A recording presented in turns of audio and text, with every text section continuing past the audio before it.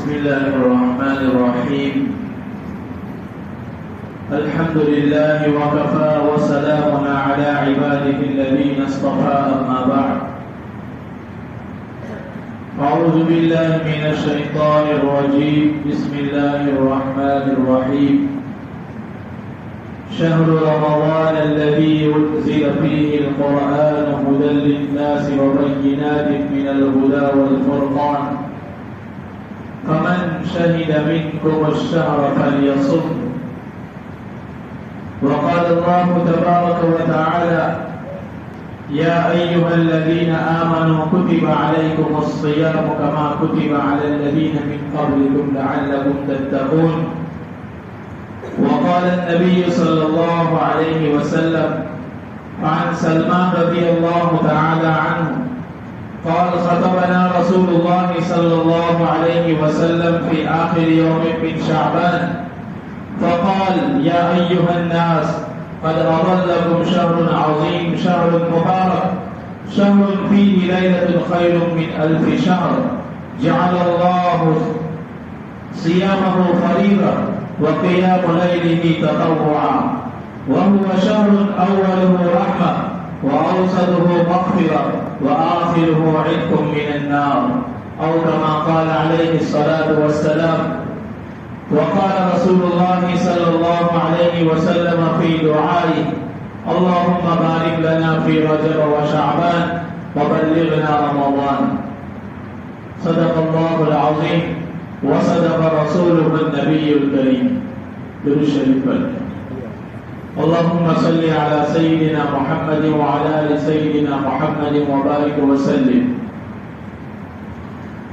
میرے محترم بھائیو، دوستو، عزیزو، حضور اکرم صلی اللہ علیہ وسلم ایک مرتبہ منبر پر تشریف فرما تھے. آپ صلی اللہ علیہ وسلم کے پاس صحابہ رضی اللہ تعالیٰ عنہم موجود تھے. آپ صلی اللہ علیہ وسلم نے آواز لگائی کہ دیکھو کون آ رہا ہے. ایک مرتبہ آواز لگائی، 2 مرتبہ آواز لگائی. حضرت عمر رضی اللہ تعالیٰ عنہ نے پوچھا: یا رسول اللہ صلی اللہ علیہ وسلم، کیا آپ کے اوپر وحی آ رہی؟ کہا نہیں. کہا کوئی دشمن آ رہا ہے؟ کہا نہیں. کہا ہمیں تو کچھ نظر نہیں آ رہا ہے، اور آپ کہہ رہے ہیں دیکھو کون آ رہا ہے. اللہ کے نبی صلی اللہ علیہ وسلم نے فرمایا کہ رمضان آ رہا ہے. 2 مہینے پہلے سے اللہ کے نبی صلی اللہ علیہ وسلم اس کی تیاری کرتے تھے. اللہ کا شکر ہے کہ اب اس رمضان المبارک کے ہم بہت قریب آ چکے ہیں. تقریباً 1 ہفتہ ہے. آئندہ جمعہ کو چاند نظر آئے تو ساری طرح سے رمضان ہے. اللہ کے نبی صلی اللہ علیہ وسلم جیسی ہستی کو اس کا انتظار رہتا ہے، کیونکہ بڑا مبارک مہینہ ہے، رحمتوں والا مہینہ ہے، برکتوں والا مہینہ ہے. اللہ کرے کہ ہمیں اس کی صحیح قدر نصیب ہو جائے. اللہ والوں نے کتابوں میں لکھا ہے کہ ہمارے وہاں صرف رمضان چلانے میں ہی گزر جاتا ہے کہ رمضان آیا، رمضان آیا، رمضان آیا. حالانکہ رمضان المبارک کی اصل قدر یہ ہے کہ اس مہینے کو نیکیوں کے ساتھ وصول کیا جائے. جیسے تجارت کرنے والا تاجر جب اس کی سیزن آتی ہے تو کوشش کرتا ہے کہ اپنی سیزن کو خود وصول کرے. اس سیزن کے اندر اس کے سارے اوقات تبدیل ہو جاتے ہیں. کھانے کے اوقات بدل جاتے ہیں، پینے کے اوقات بدل جاتے ہیں، سونے کے اوقات بدل جاتے ہیں، دکان کے اوقات بدل جاتے ہیں. اور جب کوئی کہتا ہے کہ بھائی وقت ہو گیا، دکان بند کر دو، چلو، کہا نہیں، ابھی سیزن ہے، کمائی کی سیزن ہے، ابھی قربانی دینی پڑے گی، لیٹ بند ہوگی، جلدی کھلے گی، کھانا لیٹ ہوگا، پینا لیٹ ہوگا، سونا لیٹ ہوگا، کیونکہ ایک موقع ہے، سیزن ہے کمانے کا. تو ایک تاجر اپنی تجارت کے اندر نفع حاصل کرنے کے لیے بہت سارے قربانیاں دیتا ہے. تو میرے بھائی دوست بزرگوں، رمضان المبارک کا مہینہ آ رہا ہے، نیکیوں کا سیزن آ رہا ہے، اس کے لیے ہمیں بھی قربانیاں دینی۔ رمضان المبارک سے پہلے ہمیں اپنے آپ کو تیار کرنا ہے نیکیوں کے لیے، اس لیے کہ ہم نیکیوں کے عادی نہیں ہیں، ہمیں اپنے آپ کو تیار کرنا پڑے گا۔ اس لیے اللہ والے فرماتے ہیں کہ رمضان کا مہینہ آنے سے پہلے اپنے آپ کو مسجد میں ٹھہرنے کا عادی بناؤ۔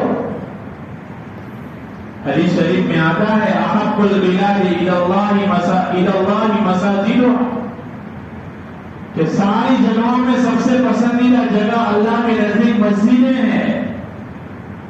وَأَبْغَضُ الْبِلَادِ إِلَى اللَّهِ أَسْوَاقُهَا، اور ساری جگہوں میں ناپسندیدہ جگہ اللہ کے وہاں بازار ہے۔ تو اپنے آپ کو رمضان سے پہلے مسجد میں ٹھہرنے کا عادی بناؤ، تاکہ رمضان میں جب عبادت کے لیے ہم شروع کریں اپنی ذات کو ٹھکانے کی، تو مسجد میں ٹھہرنا آسان ہو جائے۔ میرے بھائی اور دوست بزرگوں، پورے سال کی جتنی اللہ کی رحمتیں ہیں، برکتیں ہیں، اس پورے سال میں جتنی برکتیں اور رحمتیں ہوتی ہیں وہ ساری رمضان میں ہو جاتی ہیں۔ اور رمضان المبارک کی جو برکتیں ہیں وہ سارے آخری عشرے میں ہوتی ہیں، اور آخری عشرے کی جو برکتیں ہیں وہ شب قدر میں ہوتی ہیں۔ اور ہم سب جانتے ہیں، ہر رمضان میں سنتے ہیں کہ شب قدر کب ہے وہ پتہ نہیں، اس لیے شب قدر کی تلاش میں پورا رمضان کا مہینہ ہمیں اپنے آپ کو عبادت میں ٹھکانا ہے، عبادت میں لگانا ہے۔ اس لیے علماء کرام فرماتے ہیں کہ رمضان المبارک کا مہینہ آئے اس سے پہلے چند کام کر لیے جائے۔ سب سے پہلے گزارش یہ کی جاتی ہے کہ رمضان کا مہینہ آئے اس سے پہلے اپنے سارے کام کاج سے آگے فارغ ہو جائے۔ جتنے رمضان کے کام ہیں کوشش کرے کہ رمضان سے پہلے وہ نمٹ جائے۔ بازاروں کی شاپنگ ہے، رمضان کی تیاریوں میں عام طور پر ہمارے معاشرے میں ہماری مستورات جو چیزیں بناتی ہیں کہ وہ سارے کام سے رمضان سے پہلے آگے فارغ ہو جائے، تاکہ پھر رمضان میں جو چیزیں اللہ کی ناپسندیدہ جگہ ہے بازار وہاں کے چکر نہ لگانے پڑے، بلکہ رمضان کا مہینہ ہمارا عبادتوں میں گزرے، مسجدوں میں گزرے، اس کے لیے رمضان سے پہلے اپنے آپ کو ساری ضروریات سے فارغ کر لے۔ دوسری گزارش یہ کی جاتی ہے رمضان کا مبارک مہینہ آنے سے پہلے اپنے آپ کو گناہوں سے بچا لے۔ جو گناہ سال بھر میں ہو چکے ہیں ان سارے گناہوں سے توبہ کر لے، کیونکہ بڑا مبارک مہینہ ہے۔ اس مبارک مہینے میں ہم داخل ہوں تو ایسی حالت میں داخل ہوں کہ ہمارے اوپر کوئی گناہ باقی نہ ہو۔ ایک حقوق اللہ ہے، اللہ کے حق ہے کہ وہ تو اللہ کے پاس توبہ کر کے معافی مانگ کر ختم کر لے، اور ایک حقوق العباد ہے، بندوں کے حقوق ہے، اس کو بندوں کے پاس جا کر معافی مانگ لے۔ میرے بھائی اور دوست بزرگوں، اس مبارک مہینے کے اندر اگر ہم گناہوں کے ساتھ داخل ہوں گے تو عبادتوں کی وہ لذتوں کو حاصل نہیں کر سکتے۔ اس لیے اپنے آپ کو گناہوں سے بچائیں، گناہوں سے توبہ کر لے۔ خاص طور پر بدنظری کا جو گناہ ہے، آنکھوں کا گناہ، اس سے توبہ کرے۔ زبان کا گناہ، جھوٹ بولنا، غیبت کرنا، کسی پر تہمت لگانا، ان تمام گناہوں سے توبہ کر لے۔ سارے گناہوں سے کلی طور پر توبہ کر کے آدمی رمضان میں داخل ہو۔ کہ عام طور پر دیکھتے ہیں لوگ عمرہ میں جاتے ہیں، حج میں جاتے ہیں تو سارے لوگوں کے پاس ملنے جاتے ہیں، اپنی معافی صافی کر کے جاتے ہیں کہ ہم ایک بہت بڑے فریضے کی ادائیگی کے لیے جا رہے ہیں۔ تو میرے بھائی دوست بزرگوں، رمضان المبارک کا مہینہ بھی آ رہا ہے اور اس میں ایک اللہ کا فریضہ روزہ وہ زندہ ہو رہا ہے، اس میں داخل ہونے سے پہلے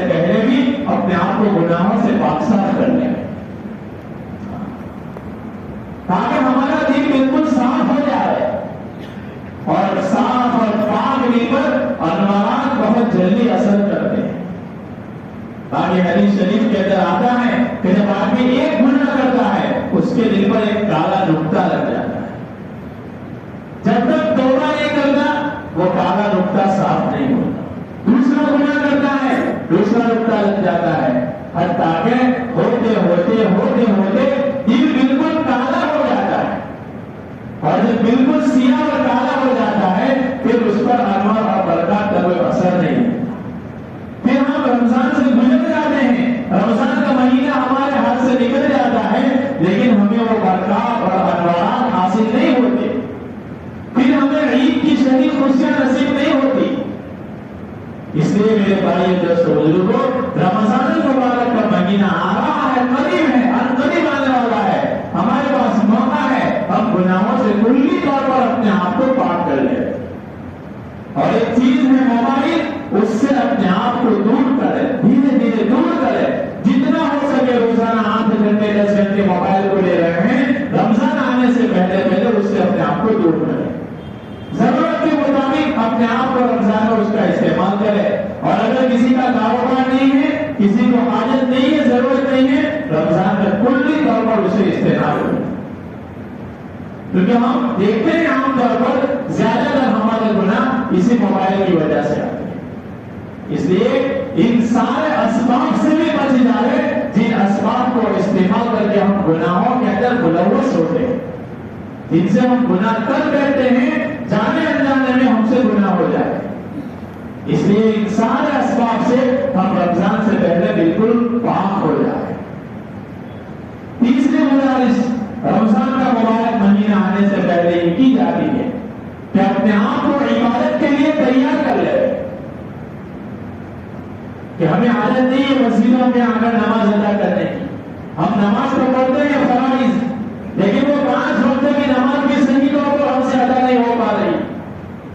اس لیے رمضان کا مہینہ آنے سے پہلے پہلے عبادتوں کے اعتبار سے اپنے آپ کو تیار کرے. 5 وقت کی نماز کی پابندی کرنے کے عادی ہو جائے, کیونکہ یہ تو اللہ کا بہت بڑا فریضہ ہے. رمضان ہو یا غیر رمضان یہ تو معاف نہیں ہے, لیکن رمضان مبارک مہینے میں جہاں نیکیوں کے بھاؤ بہت بڑھ جاتے ہیں, وہیں کہیں ایسا نہ ہو کہ ایک اللہ کا فریضہ چھوڑنے کی وجہ سے اس کا گناہ بھی ہمارے اوپر ڈبل ہو کر آ جائے. اس لیے نمازوں کے اہتمام کی پابندی کرے, قرآن کریم کی تلاوت کی عادت شروع کر لے, کیونکہ رمضان مبارک کے مہینے کو اور قرآن کریم کو خاص لگاؤ ہے. شہر رمضان الذی انزل فیہ القرآن, کہ رمضان کا مبارک مہینہ وہ مہینہ ہے جس میں قرآن نازل ہوا ہے. یعنی اس مہینے کو قرآن کریم کے ساتھ خاص نسبت ہے. اللہ کے نبی صلی اللہ علیہ وسلم اس مہینے میں جبرائیل علیہ السلام کے ساتھ مل کر قرآن کا دور کرتے. اب ہم دیکھیں کہ قرآن کے ساتھ ہمارا کیا تعلق ہے. ہونا تو یہ چاہیے کہ ہم روزانہ قرآن کریم کی تلاوت کریں, چاہے رمضان ہو یا نہ ہو, کیونکہ وہ ہماری ہدایت کی کتاب ہے. الف لام میم ذالک الکتاب لا ریب فیہ ھدی للمتقین, کہ اس میں ہمارے لیے ہدایت ہے. لیکن پورا سال ہماری غفلت کی وجہ سے ہم اس کو نہیں پڑھتے یا بہت کم پڑھتے ہیں. رمضان مبارک کا مہینہ آنے سے پہلے پہلے قرآن پڑھنے کی عادت شروع کر دے, اور کم سے کم ہمارا رمضان میں ایک ختم ہونا چاہیے. یہ تو میں بہت کم درجے بتا رہا ہوں کہ اگر کوئی آدمی غفلت مشغول ہے یا غافل ہے, غفلت میں ہے, تو کم سے کم روزانہ ایک پارے کی تلاوت کرے تو رمضان کا ایک ختم ہو سکتا ہے. لیکن میرے بھائی دوستو بزرگوں, ہمیں کوشش کرنا ہے 1 نہیں 2 نہیں 3 قرآن کریم کم سے کم ہمارے ختم ہو. کہ روزانہ 3 پارے کی تلاوت ہوگی تو پورے رمضان میں ہمارے 3 قرآن کریم ختم ہوں گے. اس کے لیے رمضان شروع ہونے سے پہلے پہلے ابھی 1 ہفتہ باقی ہے, روزانہ قرآن پڑھنے کی عادت ڈالیں. اور اسی کے ساتھ ساتھ ہم عام طور پر دیکھتے ہیں الحمدللہ ہمارے وہاں رمضان میں بہت اچھا ماحول ہو جاتا ہے. نوجوان مسجد سے تعلق بناتے ہیں, راتوں کو مسجد میں آ کر عبادت کرتے ہیں, اور نوافل پر بہت زور دیا جاتا ہے کہ ہم ماشاءاللہ مغرب کے بعد اوابین پڑھتے ہیں, رات کو قرآن کریم کی تلاوت کرتے ہیں اور اسی کے ساتھ صلاۃ التسبیح کی پابندی کرتے ہیں، بہت اچھی بات ہے، لیکن اس میں ایک چیز کو ہمیں عید کرنا ہے، ایک چیز کو بڑھانا ہے، اور وہ اس لیے ہے کہ جب رمضان کی مناسبت سے اللہ ہمیں مسجد میں آنے کی توفیق دے رہا ہے، ہم مسجد میں اپنے اوقات لگا رہے ہیں، تو سال بھر کی جو ہماری نمازیں قضا ہو گئی ہے ان نمازوں کی قضا کریں۔ اگر صلاۃ التسبیح نہیں پڑھیں گے اللہ کے وہاں پوچھ نہیں ہوگی، کیونکہ صلاۃ التسبیح کے بارے میں احادیث میں آتا ہے، اللہ کے نبی صلی اللہ علیہ وسلم نے چچا سے فرمایا تھا کہ میرے چچا اگر ہو سکے تو روزانہ اس نماز کو پڑھنا، صلاۃ التسبیح کو، اور اگر روزانہ نہ پڑھ سکو تو ہفتے میں ایک بار پڑھنا، ہفتے میں نہ پڑھ سکو تو مہینے میں پڑھنا، مہینے میں نہ پڑھ سکو تو سال میں پڑھنا، اور سال میں نہ پڑھ سکو تو زندگی میں ایک مرتبہ پڑھنا۔ لیکن جو ہماری نمازوں فرائض قضا ہو چکی ہے، کسی کی فجر قضا ہوئی، کسی کی ظہر، جو ہماری سال بھر کی زندگی بھر کی نمازیں قضا ہوئی ہے، ان نمازوں کی قضا پوری کرے، قضا نمازیں پڑھ لے، یہ بڑا اچھا موقع ہوتا ہے کہ ہمارے اوپر کوئی زندگی کی نمازیں باقی نہ رہے۔ جب آدمی مرتا ہے، اس کا انتقال ہوتا ہے، تو اس کے وارثوں کو، اس کے اولاد کو فکر ہوتی ہے کہ میرے باپ کے سر پر جو قرضہ ہے وہ قرضہ ہم ادا کر دیں۔ اس لیے عام طور پر پہلے ہم دیکھتے تھے جنازے کی نماز کے بعد اعلان ہوتا تھا کہ بھائی ان کا اگر کسی کے ذمہ کوئی چیز لینے باقی ہو تو یہ ان کی اولاد ہے، ان سے رابطہ کر لیں۔ یہ بھی اللہ کے فرائض ہے، نماز ہماری ذمہ فرض رہ جاتی ہے۔ ابھی ہم صحت مند ہیں، تندرست ہیں، ابھی ہمارے پاس موقع ہے، اور رمضان کا ایک ماشاءاللہ ماحول قائم ہوتا ہے، اس ماحول میں رہ کر اپنی چھوٹی ہوئی نمازوں کی قضا کر لیں۔ یہ بڑا اچھا موقع ہوتا ہے کہ ماحول کے اندر آدمی کے لیے کام کرنا آسان ہو جاتا ہے، اور اگر کوئی ایسا ہے کہ جس کی کوئی نماز باقی نہیں ہے، ساری نمازیں اس کی پابندی کر لی ہے، اب وہ لگا ہے نفلوں میں اپنے آپ کو، کیونکہ نفلیں بھی ہمارے لیے ضروری ہیں۔ ایسا نہیں ہے کہ نفلوں کی ضرورت نہیں پڑے گی، کل قیامت کے دن جب حساب کے میدان میں حساب ہوگا اس وقت فرائض کی کمی کو اللہ نفلوں سے پوری کرے گا۔ اس لیے نوافل بھی بہت ضروری ہے، لیکن اس سے پہلے فرائض کا درجہ ہے، جو فرائض زندگی میں چھوٹ چکے ہیں، رمضان کے مبارک مہینے میں اس کی قضا کر لے۔ اسی کے ساتھ ساتھ ذکر و اذکار میں اپنے آپ کو لگاویں۔ اللہ کے نبی صلی اللہ علیہ وسلم کی حدیث کا خلاصہ ہے، اللہ کے نبی نے فرمایا کہ تیری زبان ہر وقت ذکر سے تر و تازہ ہے۔ سال بھر ہم نہیں کر سکتے، لیکن سال بھر کی پریکٹس کے لیے کہ سال بھر ہماری زبان اللہ کے ذکر میں لگی رہے، اس کی عادت ڈالنے کے لیے یہ رمضان کا مبارک مہینہ ہے۔ کہ قرآن کریم کی تلاوت کے بعد جو اوقات ہمارے بچ جائے، ان اوقات کو ضائع اور برباد ہونے سے بچانے کے لیے اپنے آپ کو ذکر میں لگا، تسبیحات کی پابندی کرے، تیسرا کلمہ پڑھے، اللہ کے نبی صلی اللہ علیہ وسلم پر درود شریف پڑھے، اپنے گناہوں پر توبہ استغفار کرے۔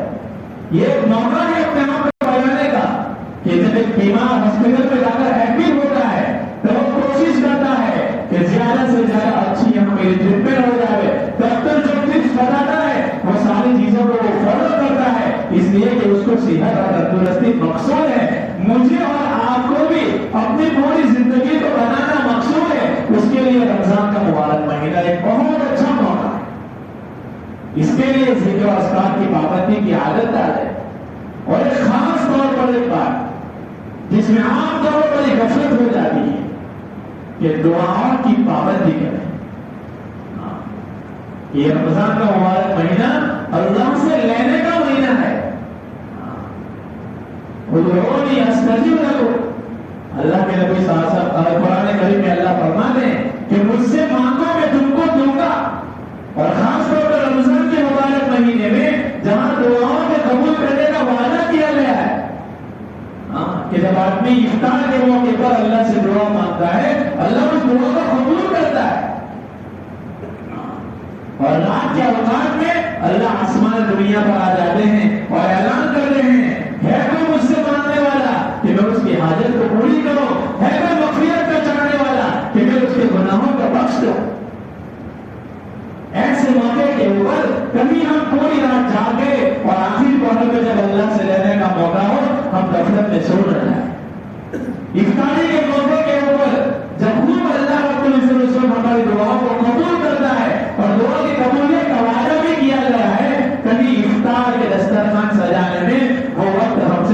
ہو جائے. اس لیے دعاؤں کو دل سے مانگے. ایک تو ہے کہ آدمی زبان سے اللہ سے مانگ رہا ہے اور دل کہیں اور گھوم رہا ہے، ایسی دعاؤں پر وعدہ نہیں. دل اور زبان دونوں کو حاضر رکھے اور اللہ سے مانگے. اور قبولیت دعا کا معنی بھی سمجھ لینا چاہیے کہ دعا کی قبولیت کس کو کہتے ہیں. کہ ہم نے اللہ سے ایک چیز مانگی ہے اور ہماری سمجھ کتنی ہے وہ ہم کو پتا ہے. اب وہ ہمارے لیے خیر کی چیز نہیں ہے، وہ ہم نے مانگی ہے. اب ہم چاہتے ہیں کہ وہ دعا ہماری قبول ہو جائے تو اللہ رب العزت یا تو اس کے بدلے میں دوسری کوئی چیز دیتے ہیں یا اس کو آخرت میں ذخیرہ بنا لیتے ہیں. کہ کل آخرت میں جب ان دعاؤں پر ہمیں جو بدلہ ملے گا نا، آدمی یہ سوچے گا، یہ تمنا کرے گا کاش میری دنیا میں کوئی دعا ہی قبول نہ ہوتی کہ آخرت میں اس کا اتنا بڑا بدلہ مل رہا ہے. اس لیے میرے بھائی دوستوں بزرگوں، دعاؤں میں خوب اپنے آپ کو لگائیں. چلتے پھرتے اٹھتے بیٹھتے ذکر و اذکار میں اپنے آپ کو لگائیں. کیونکہ حدیث شریف کے اندر آتا ہے اللہ کے نبی صلی اللہ علیہ وسلم نے 4 چیزیں بیان فرمائی ہیں اور اس کے بعد فرمایا 2 چیزیں ایسی ہیں کہ جو تمہارے رب کے لیے ہیں اور 2 چیزیں ایسی ہیں جس سے تم کو چارہ کار نہیں. پہلی 2 چیزیں جس سے جو تمہارے رب کے لیے، اس میں یہ بتایا کہ کلمہ طیبہ کی کثرت کرنا ہے. اس مہینے میں خوب کلمہ طیبہ کا ورد کرنا ہے. اور دوسری 2 چیزیں جو جس سے ہم کو چارہ کار نہیں ہے، ایک جنت کی طلب کرنا ہے اور دوسرا جہنم سے اپنے آپ کو بچانے کی دعائیں مانگنا. ہم سب چاہتے ہیں نا کہ ہم سب جنت میں جائیں، تو یہ رمضان کا مبارک مہینہ اس کے لیے خوب اللہ سے مانگنے کا مہینہ ہے کہ اللہ سے خوب جنت طلب کرے اور جہنم سے اپنے آپ کو بچائے. میرے بھائی دوستوں بزرگوں، بڑا ہی برکت والا مہینہ ہے. حضرت مولانا اشرف علی تھانوی نور اللہ برکتہ فرماتے ہیں کہ اس کی برکات کو وہ آدمی کبھی بھی محسوس نہیں کر سکتا جو غفلت میں.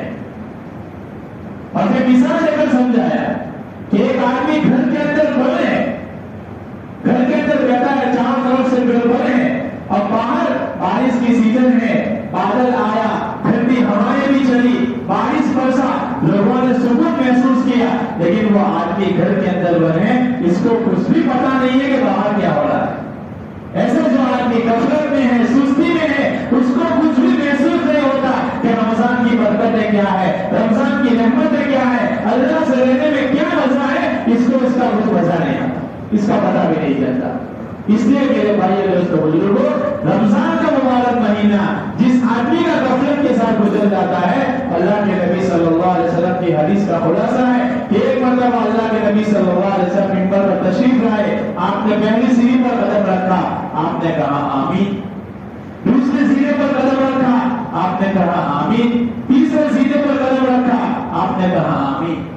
صحابہ رضی اللہ عنہم نے پوچھا خطبے کے بعد، ہم نے آج آپ سے ایسی بات سنی جو اس سے پہلے کبھی نہیں سنی. کہا کہ اس وقت جبرائیل علیہ السلام میرے پاس آئے اور 3 بددعائیں کی اور میں نے اس پر آمین کہی. کہ وہ کون سی 3 بددعائیں ہیں؟ سب سے پہلے جبرائیل علیہ السلام نے کہا ہلاک ہو جائے وہ شخص جس کے سامنے رمضان کا مبارک مہینہ گزر جائے اور اس کی مغفرت نہ ہو. میں نے کہا آمین. جبرائیل علیہ السلام جیسا مقرب فرشتہ، اس کی بددعا ہے اور اللہ کے نبی صلی اللہ علیہ وسلم کی آمین ہے. سوچ کتنی زبردست بددعا ہو گئی. دوسری بددعا یہ فرمائی کہ جس کے سامنے آپ کا یعنی کہ حضور صلی اللہ علیہ وسلم کا نام مبارک سنے ہوا آدمی اس کے سامنے پڑھا جائے اور وہ آپ پر درود نہ بھیجے، اللہ کے نبی نے کہا آمین. اور تیسری بددعا یہ فرمائی کہ جس کے والدین یا ان دونوں میں سے کوئی زندہ ہے اور وہ ان کی خدمت کر کے اپنے آپ کو جنت کا مستحق نہ بناوے، اللہ کے نبی نے فرمایا. میرے بھائی دوستوں بزرگوں، رمضان مبارک کا مہینہ آنے سے پہلے ساری ضروریات سے فارغ کر لے، عبادت کے لیے تیار کر لے، گناہوں سے کلی طور پر اور گناہوں کے اسبابوں سے کلی طور پر اپنے آپ کو بچا لے. انشاءاللہ اس طریقے سے ہم رمضان کے مبارک مہینے میں داخل ہوں گے، صاف دل کے ساتھ داخل ہوں گے، عبادتوں کی ایک لذت ہوگی. اللہ رب العزت ہمیں آنے والے مبارک مہینے کی صحیح قدردانی کرنے کی توفیق عطا فرمائے. وما علینا الا البلاغ.